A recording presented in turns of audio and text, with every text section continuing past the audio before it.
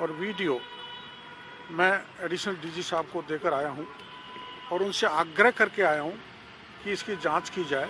इसमें 2 महत्वपूर्ण व्यक्ति हैं, उनको पकड़ा जाए, पूछा जाए, जिससे कड़ी आगे बढ़ेंगी और आंच बड़े लोगों तक जाएगी। डीपी जारौली को बर्खास्त किए 20 दिन हो गए और उन्होंने ये कहा था कि इसमें बड़ा राजनीतिक संरक्षण है। तो आप उनको पूछो तो सही, कौन कौन राजनेता हैं, कि एक बार जिस प्रिंटिंग प्रेस को प्रिंटिंग का ठेका मिल जाता है उसको दोबारा नहीं देते। तो सरस्वती प्रिंटिंग प्रेस को दोबारा क्यों ठेका दिया, जिसको सुभाष गर्ग ने कॉन्ट्रैक्ट दिया था पेपर छापने का, तो वहां से भी पेपर लीक होने की आप सबको जानकारी है कि एक बात माननीय मुख्यमंत्री जी द्वारा, माननीय मंत्री सुभाष गर्ग द्वारा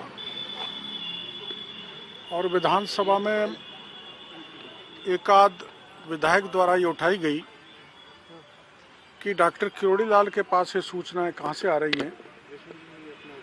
ये भी पेपर लीक गैंग से जुड़े हुए हैं।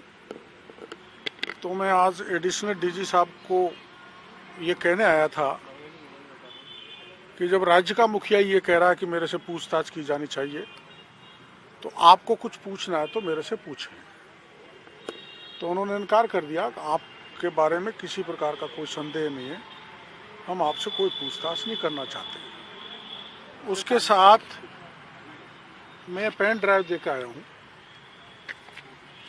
जो सदन में माननीय धारीवाल जी ने ये कहा था कि राजीव गांधी स्टडी सर्कल 17 साल से काम कर रहा है, जो सोनिया गांधी जी की प्रेरणा से बनाया गया था, जिसके चेयरपर्सन माननीय मुख्यमंत्री श्रीमान अशोक गहलोत हैं और नेशनल कोऑर्डिनेटर श्रीमान सुभाष गर्ग हैं मंत्री जी। वो पवित्र है, वहाँ संस्कार दिए जाते हैं, वहाँ कोई भ्रष्टाचार नहीं है, कोई अनियमितता नहीं है। उस राजीव गांधी स्टडी सर्कल में नौकरियां लगाने के नाम पर, टीचर बनाने के नाम पर, ट्रांसफर पोस्टिंग करने के नाम पर पैसे लिए जाते हैं, लूटा जाता है। वो भी स्टेट कोऑर्डिनेटर द्वारा, रीजनल कोऑर्डिनेटर जो हैं राजीव गांधी स्टडी सर्कल, उनके द्वारा, जिम्मेदार पदाधिकारियों द्वारा। उसका प्रमाण ऑडियो और वीडियो मैं एडिशनल डीजी साहब को देकर आया हूं और उनसे आग्रह करके आया हूं कि इसकी जांच की जाए। इसमें 2 महत्वपूर्ण व्यक्ति हैं, उनको पकड़ा जाए, पूछा जाए, जिससे कड़ी आगे बढ़ेंगी और आंच बड़े लोगों तक जाएगी। कौन महत्वपूर्ण व्यक्ति हैं क्या? ये मैं अभी, मेरे को एडिशनल डीजी साहब ने मना किया है कि अभी मीडिया को मत बताना, बाद में उजागर करना। हो सकता है एसओजी ही ये उजागर करे, वो नहीं करा तो मैं करूँगा।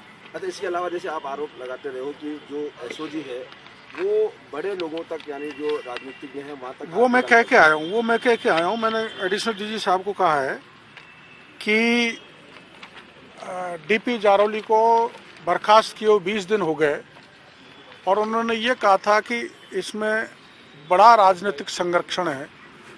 तो आप उनको पूछो तो सही, कौन कौन राजनेता हैं, किस किस के नाम हैं। उन्होंने ये कहा है कि इसमें उनका फाइनेंशियली कितना दोष है, उसकी हम जांच कर रहे हैं और इसको हम देखेंगे।